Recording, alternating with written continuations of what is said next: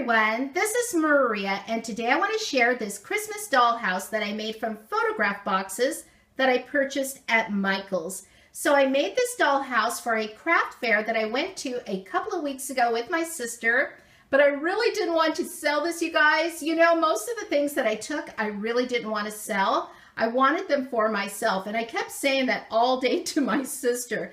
And so it's a good thing it was a slow craft show because I got to bring this home with me, and it's part of my Christmas decorations for this year. I also made one a couple of years ago, and I ended up giving that to a little girl at another craft show because she kept admiring it. She kept coming over, and she told me she was memorizing it so she could make one for herself.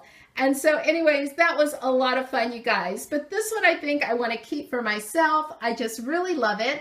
Let me go ahead and show you the room. So when I was at the craft show, I did show this to you briefly, but I really wanted to show you the inside of the rooms.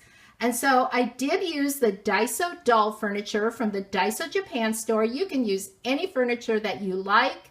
And for the walls, I used scrapbook paper, and I have one of those little wreaths there that I decorated. And so the little minis, you can see I have that little dog that I purchased at Hallmark. I have a miniature golden book there, a miniature teacup, a china teacup and saucer that's actually from a jewelry set that I purchased at Michael's. And there's a little book on Hamlet, Shakespeare's play Hamlet. And then there's this little drum. And so the carpeting is just a piece of felt that I purchased at Joann's. And then I put some art on the walls. And so that's just scrapbook paper. And so I just sort of matted it with some other pieces of paper. And so I really love this. And let me show you up above the attic. There's a little kitty cat in there, and that's an ornament. And you can see that I used some tinsel across the edges of the box. And same with right below. You can see the red tinsel. And here's the living room.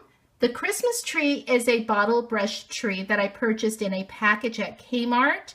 And I just went ahead and put those little gumdrops that I had left over from another project. And then you can see the mini train. You can find that mini train at Michael's.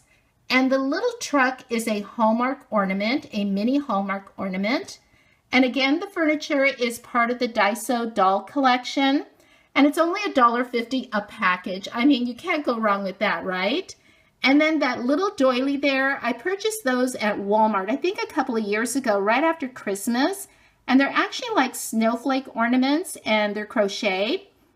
And then I have this little miniature box of Christmas bulbs. And I believe I purchased that also in the mini section at Michael's. And then I put some little Christmas prezzies underneath the tree. And I have a tree skirt made of felt. And so I actually used that from another project that I had. And then again, there's some artwork here. The little deer, Merry Christmas. And then I have that little sticker with snow. And so that was in my scrapbook stash. So before I show you the roof, I wanted to show you this vintage garland that I purchased.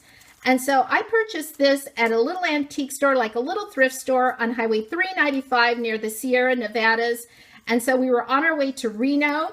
And so anyways, yeah, so the lady let me have all of this. There's 3 strands here, she said, for $5. I think she didn't want to untangle it, you guys.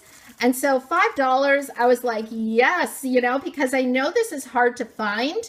And so I found some before, and then I would look for it, and I would find it on eBay, but I thought it was a little too expensive. So if you ever run across this, pick this up. Any of these garlands, actually, even if they're not vintage, because you can take them apart and you can use these, you guys, on different art projects. So here's one side of the roof of the house, and you can see how I use the candy from the candy garland.